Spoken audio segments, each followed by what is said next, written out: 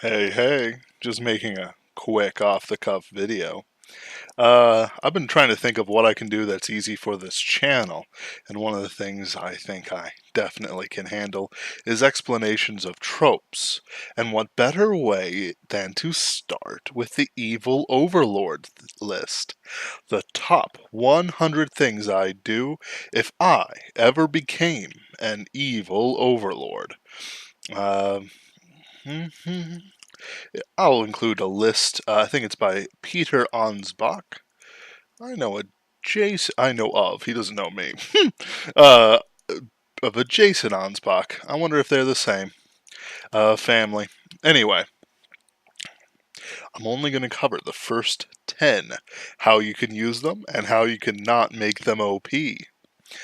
Because the thing is, if you follow the evil overlord list to a T, um, guess what's gonna happen?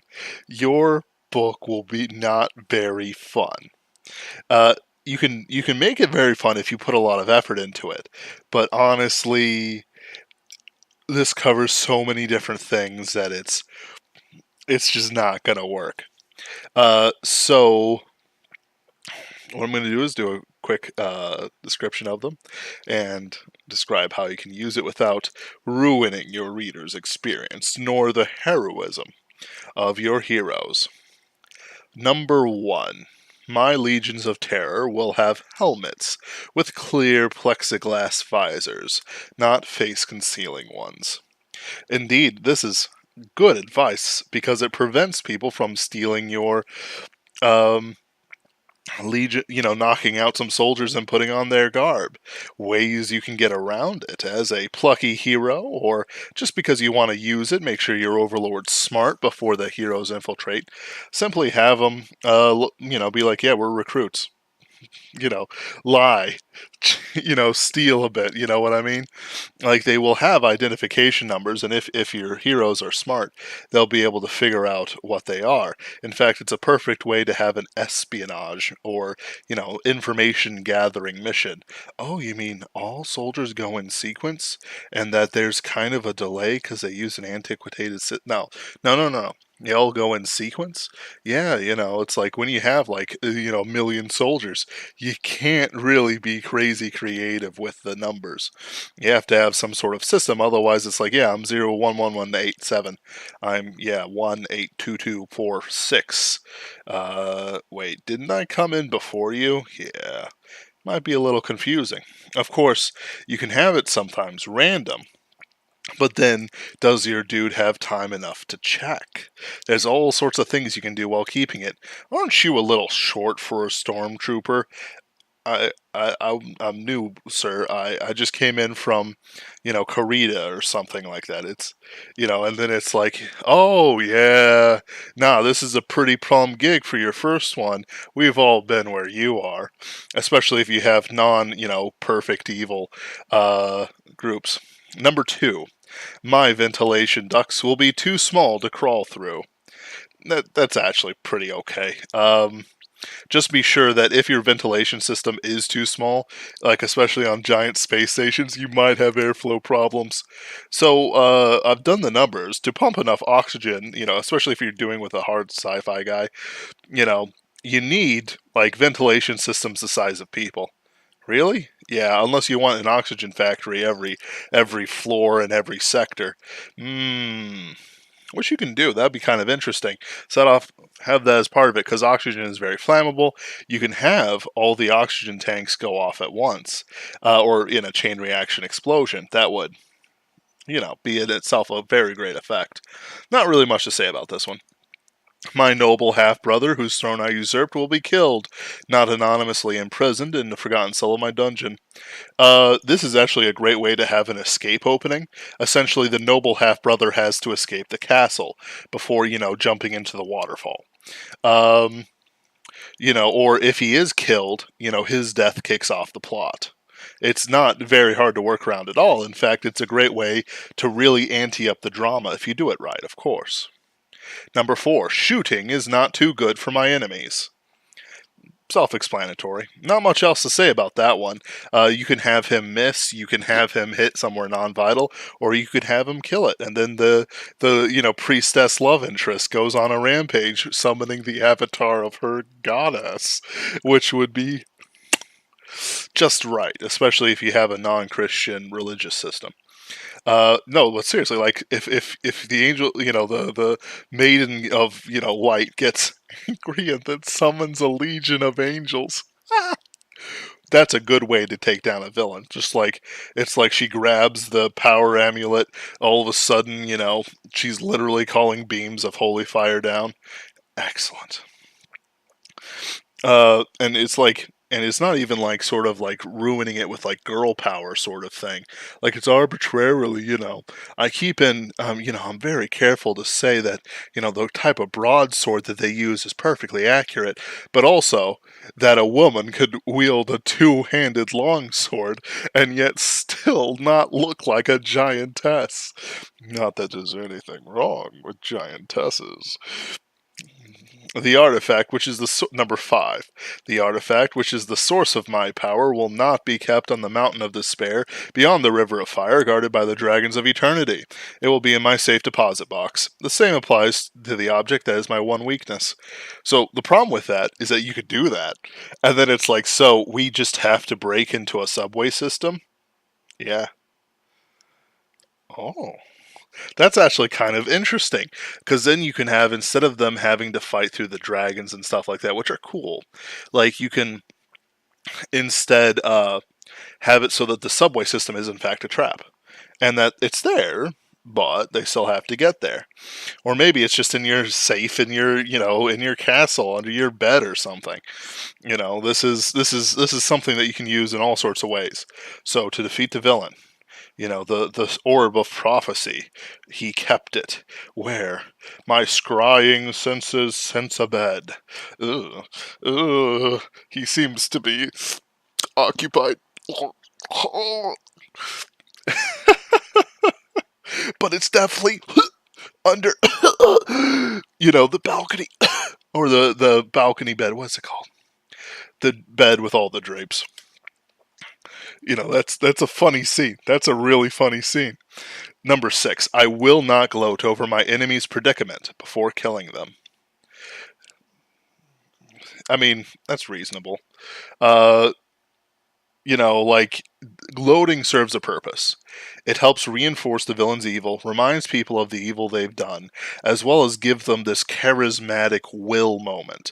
Their will is triumphant, and that's a very heady feeling. Um, so it's like you don't need any sort of gloating. Many villains, go out without any gloating. But if you have the greatest swordsman in the land fighting your hero, he's going to have a pride the size of the Empire State Building, and he's not going to be quiet about it. And so then we have number 7. When I've captured my adversary and he says, oh, by the way, for number 6, if they're standing over them with a gun, maybe that's not the best time to gloat if it's in the middle of battle.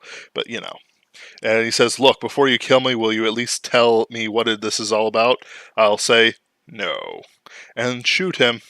No. On second thought, I'll say, I'll shoot him.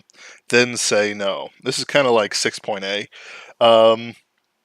You can do that, but the thing is, if nobody understands what the villain is doing, there's not going to be any sense of the evil progression of this dude. Like, everyone knew where Thanos was coming from, what he desired, and what he was willing to sacrifice. It's why Endgame Thanos is less satisfying than Infinity War's Thanos. Because he's basically saying, he doesn't even describe his motivation in Endgame. He's basically says, you know what? I'm just going to wipe out the universe and recreate it in my image. And everyone's like, oh, and it's like, it's supposed to be a ramping moment. But the thing is, we haven't seen, this is a Thanos that is different from the Thanos of Infinity War because he pulled in a different part of the timeline. So it's a bit arbitrary and it doesn't quite fit for him as much as people might think. So it's like him just going, yeah, this is it. And then starting to try and kill them. the speech wasn't what it needed to be. Either they needed no speech where he's like, you have the, so you have the Infinity Gauntlet. I'll take that. He didn't need he knew what was going on because he saw Nebula's memories. But he still needed a sort of progression which just wasn't there. Anyway, number 8. But it needs to be there for other villains who are less developed. Um, like if we didn't know what uh, what Casper or Goth Solus from Galaxy's Edge was about through various novels and the things he says and does, then we wouldn't know. But he doesn't ever rant about it. We have chapters from his perspective. You can use that to replace the motive rant. There we go. Where he does like motive rant himself. Anyway. At number 8. After I kidnap the beautiful princess, we will be married immediately in a quiet, civil ceremony. Not lavish spectacle in 3 weeks' time, during which the final phase of my plan will be carried out. So, you can do that, but the thing, it doesn't really mean much. Like, it's, like, well, okay. Let me step back a minute. Lord Farquaad actually had a relatively small service. He was in the cathedral that was there. It wasn't crazy, and he was kind of just rushing it. Then we have something like I know some of the Final Fantasies do this. This is the princess of another kingdom getting married to the emperor of another one. There needs to be pomp and circumstance.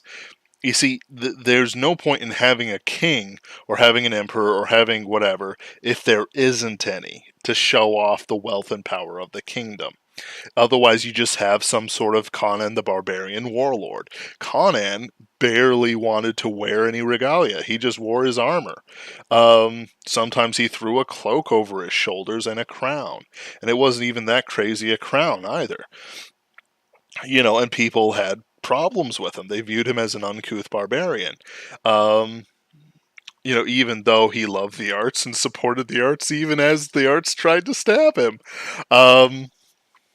So it's like you can do that. Like this is something that you can do, but it's not gonna be the same thing. If a priest just standing there and like you've got her parents over a boiling lake of lava, and it's like sign the document. Like just that's a lot of effort for something that everyone's going to be like, yeah, she signed in duress. But a large and lavish spectacle, why, that makes the peasants happy. It makes them believe the war is over and that everything is all right. Don't go out of the capital though, and don't say anything against the emperor. But everything is all right. You see, there's symbolism to the wedding. There's meaning to it that you can add into your story to create a better feeling for it, to create depth, even though if it's shallow, even though, she's swooped away by the hero riding a wyvern, you still want to have that moment where she has to walk down the aisle. She's like, is there anything I can do? You could have a moment where she like puts the knife to her chest. It's like, oh, what should I do? Should I slay myself to save my people? All nonsense, all the things that you want to put in there. Um, and then, she's walking down the aisle, step, step, step. Oh, what a beautiful bride, what a beautiful wedding, et cetera, et cetera. Um,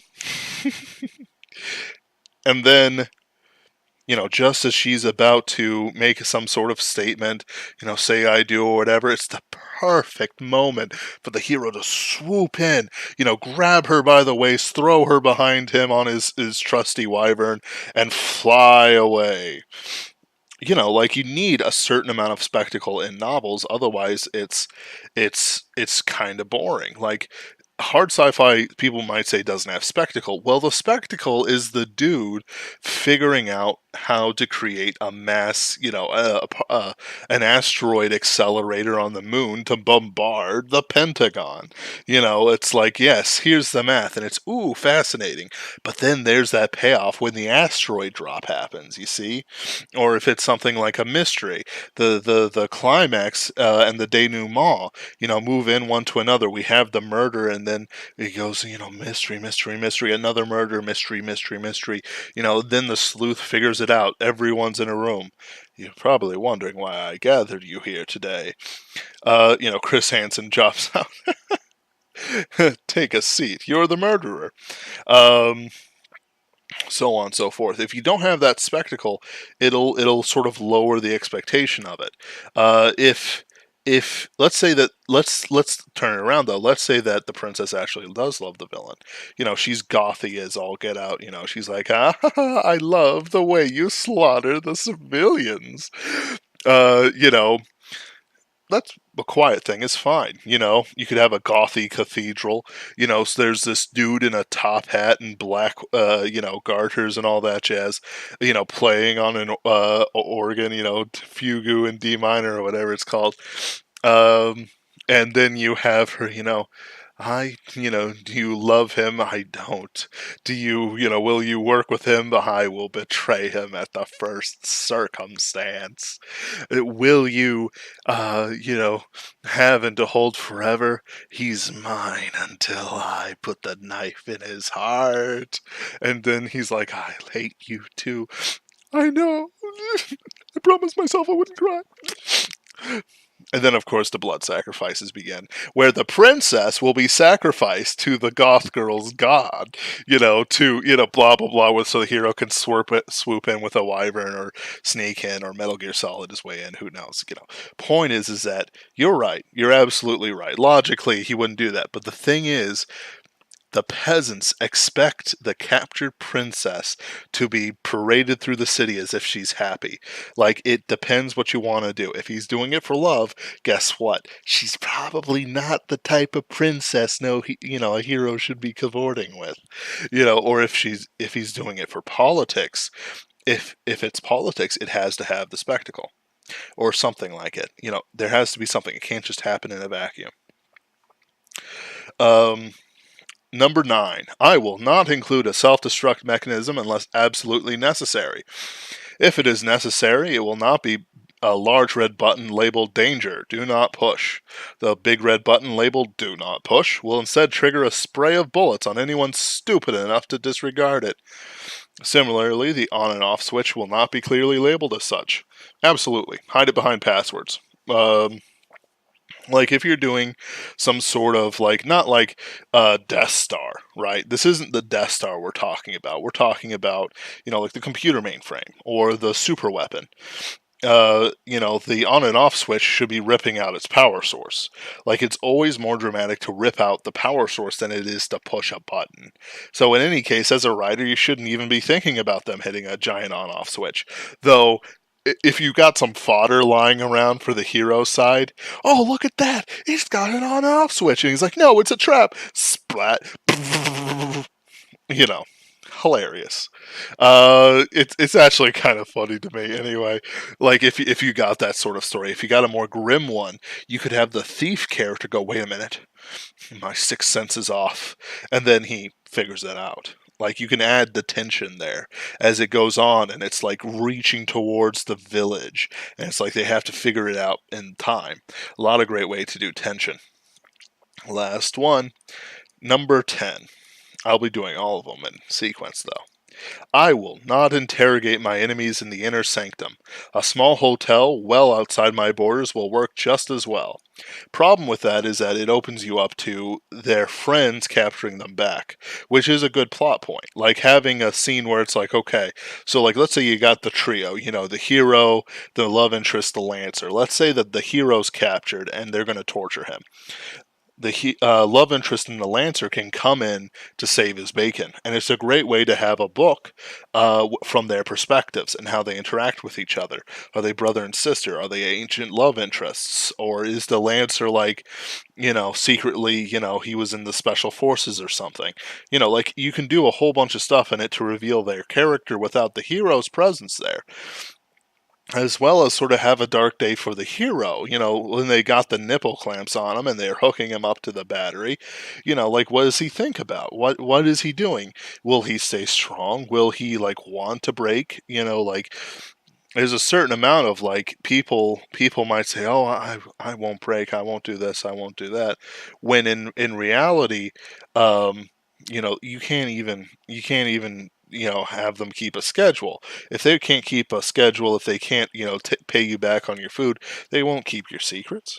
Like it's one of those things. Like if you aren't a good person with strong moral character and beliefs, you're probably not going to stand up under torture unless it's something that's incredibly important to you. So in that case, a small hotel well outside my borders, in fact, would be a great plot thing. The reason why they do the inner sanctum is because it's the inner sanctum. You would have to storm the castle to save the hero, which in itself is also a great way to do it from another way. It's like, he fought for us, he slew the dragon, and if we can't fight for him, it's a great moment to rally the cause. And now the rebellion isn't just a rebellion, it's an army. Um, Overall, I love this list. It's great, and honestly, this thing is like the original Tropes sort of deal from like 1996, and it's honestly so much fun to read and to think about. I'm not going to do the cell blocks or anything like that, but because they get a little bit repetitive. Um, but these things are GeoCities. There's GeoCities. Ah, but that's like the original Yahoo and Google sort of thing. Back in like the 90s. Sorry. Um, But if you think about it too hard, if you follow this list to a T, you'll have a too strong enemy and a kind of boring story. The real skill is about taking these ideas and seeing why they were made and why they can be, or how they can be subverted. And I don't mean subverted in the sense of, um, like it's all gay now, but more in the sense of, like, say, take shooting is not too good for my enemies. Maybe it is too good. Maybe he's a guy with a sword. You know, the spirit of it is to just kill them, or you can supervert it. You can say, the noble half brother I usurped, you try to kill him, but he escapes. Or maybe you can't do it. Maybe the last bit of humanity in your overlord's heart is his flesh and blood. And maybe his thing is to try and overcome that weakness, and in the end, make it so that he can't. And in the end, it's a good message of family cannot be broken by evil, or something like that. There's so much you can do with this. I'll continue on all my way through it. It's nice, easy content, but it's also something I want to bring back into people's attention. Thank you very much for watching this video on Superversive SF, and I hope you have a wonderful rest of your evening.